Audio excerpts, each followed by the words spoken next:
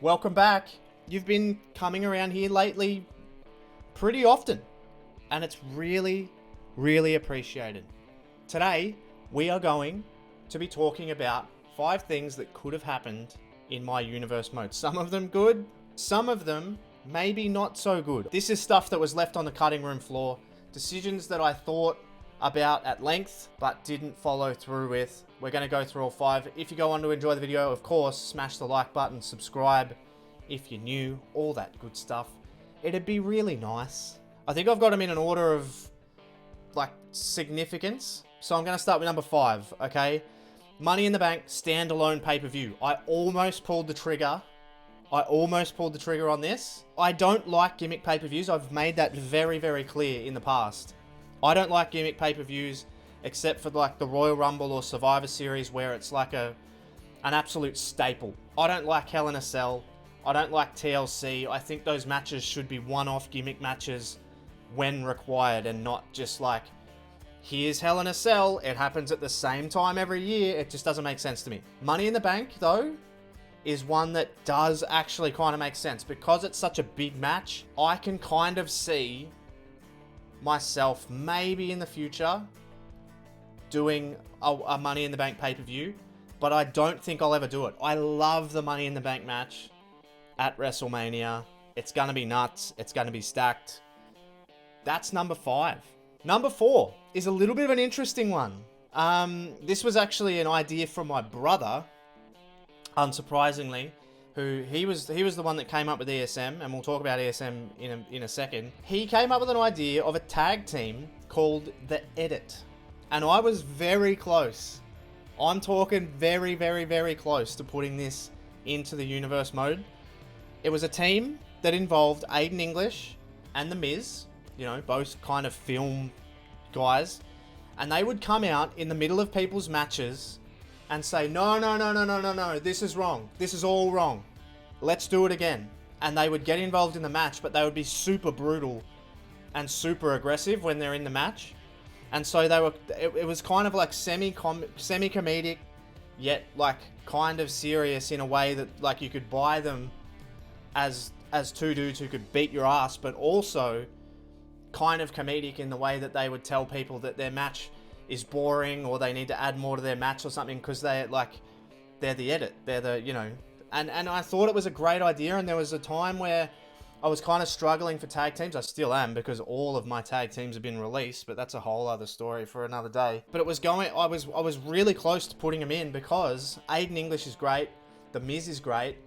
And I think it would have fit. I think people probably would have bought it. I don't know. Let me know in the comments below. Number 3. Bianca Belair joins Elite Sports Management. I know a lot of people said this. That it was literally my first thought.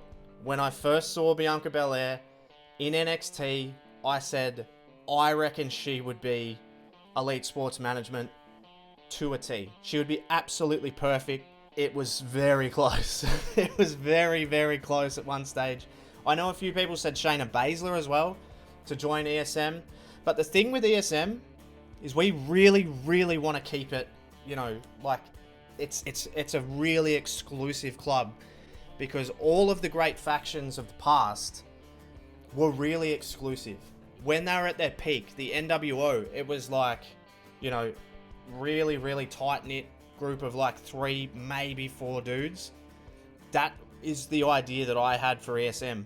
Wasn't really keen on trying to add any more because you got to think of like ESM's attitude is pretty larger than life, and you've got to have in-ring talent to be in there. And so Bianca Belair made all the sense in the world.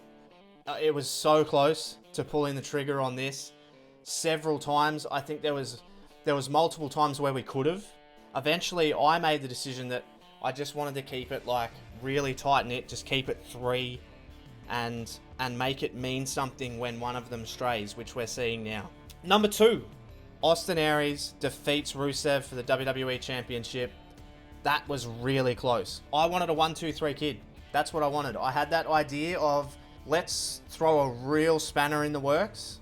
And the initial idea was that Rusev would lose the title narrowly to Austin Aries. Austin Aries then loses it back to Rusev on the road to WrestleMania. But then, like, the idea kind of solidified a little bit more of the whole Kevin Owens story to Rusev. And I abandoned it eventually. And then I think Austin Aries left the company shortly after.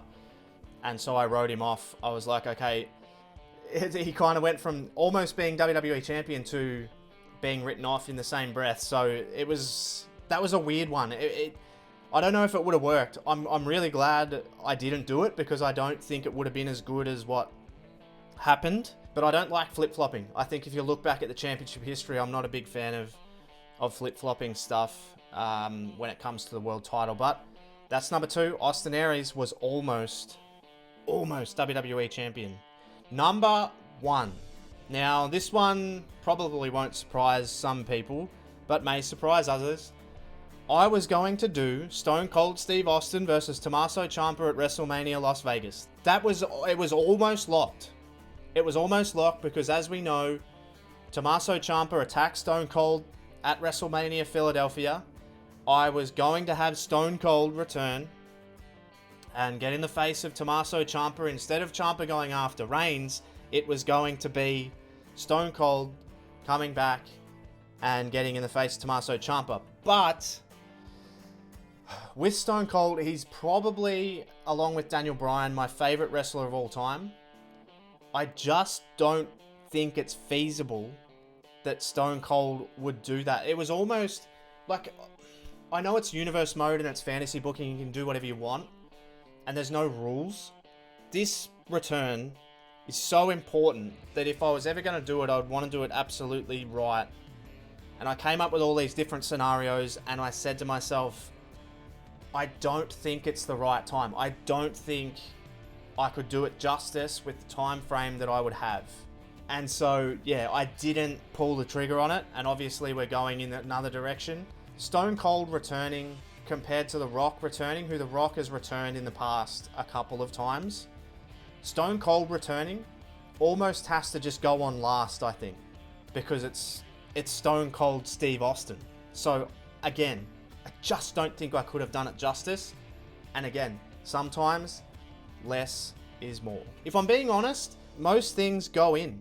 That's what she said, first of all, but that's just the way I work. I'm very decisive. I come up with an idea and I go, boom, instinct all the time, just trying to be instinctual and let everything grow organically. I don't have this tunnel vision of like, yes, this absolutely has to go this linear path. Sometimes I'll pitch myself Stone Cold Steve Austin versus Tommaso Ciampa, and I might want to pull the trigger on it. If I've got advice for anyone, it is just make a decision, roll with it, run with it, and just be strong on it. But also, less is more. You don't need to convolute everything with all these big returns. Me! Anyway, I'll see you later. I hope you enjoyed it. Smash the like button.